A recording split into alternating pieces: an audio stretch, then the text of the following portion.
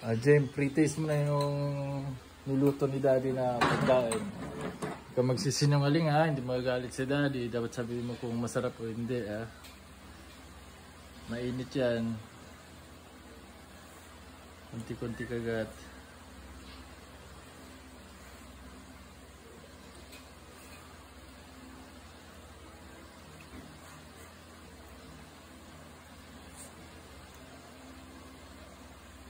Ano lasa? Ha? Masarap. Masarap?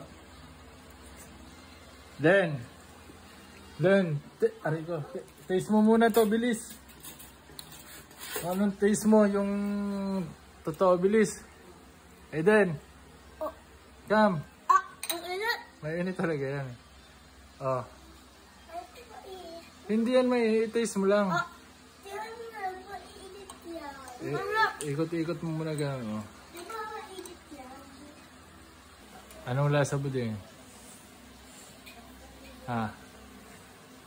Mainit? Napasok. Mainit. Parang subakit yung anak ko. Mainit kasi. So guys, nandito ako ngayon sa releasing ng passport. Nag-renew lang pero walang pupuntahan guys. Malay mo, baka Sunday may plano si God nila. So guys, nakuha ko na yung bagong passport natin. So guys, after namin makuha yung passport, mag-ano kami, husband and wife time muna. Kain muna kami saglit guys bago umuwi. Taran. Beautiful girl talaga.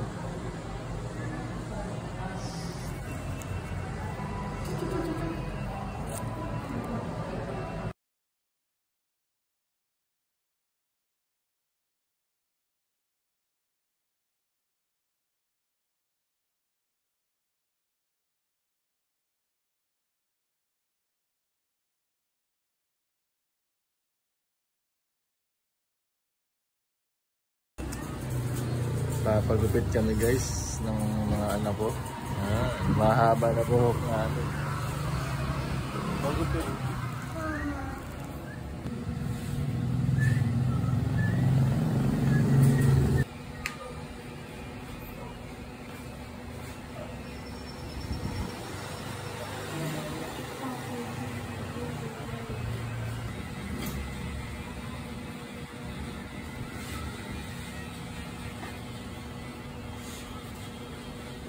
So ayan guys, magandang hapon. Pupuntahan tayo ngayon na meeting.